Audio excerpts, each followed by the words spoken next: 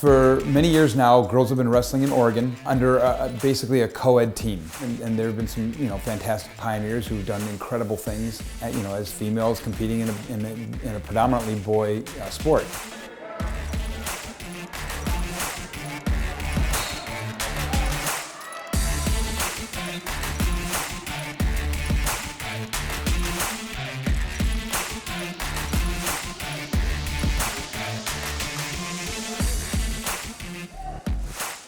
The state of Oregon has just opened this up, and these tough young women have stepped up to try it, and they're not going anywhere.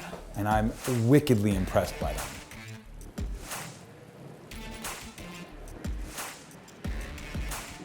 I expected that it was going to be like a couple girls and like a bunch of boys.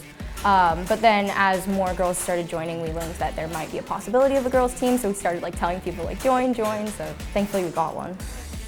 Probably over 2 weeks, between practices and people trickling in, we hit about 14 girls. You think of wrestling, you think it's a men's sport, and you think of mostly men wrestling. When you go to buy wrestling shoes, there are no women's sizes. You just have to get a men's size.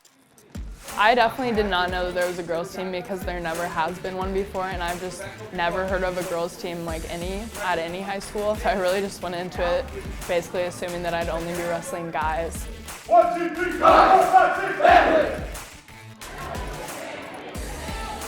We have 101 girls competing today at the Forest Grove tournament. It's the highest we've ever had at this tournament. I think it's only going to take off from here.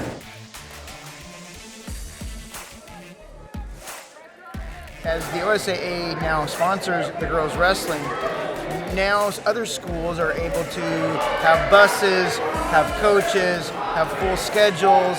Right now, I believe we have 609 girls that are registered through the state wrestling.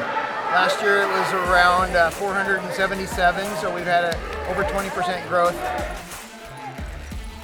It's really powerful to see that you're part of something that hasn't happened before. It's very empowering, and you feel like, well, at least for me, your confidence grows and you feel like you can do anything.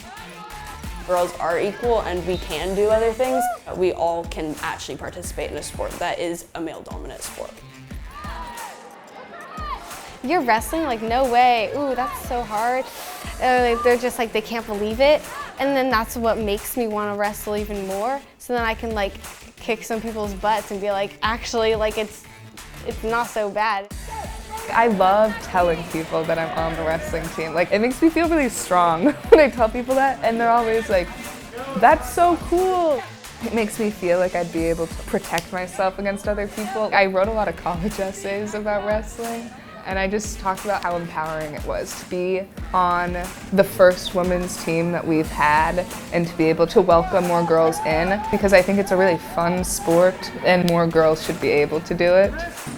You've got to be unwilling to quit when you're tired, when you're exhausted, and when there's weight and pressure on you. Maybe right now in our culture, it's imperative that that these young ladies are growing up understanding that they are just as tough, that they are just as capable of handling themselves. And if wrestling can support that, by all means.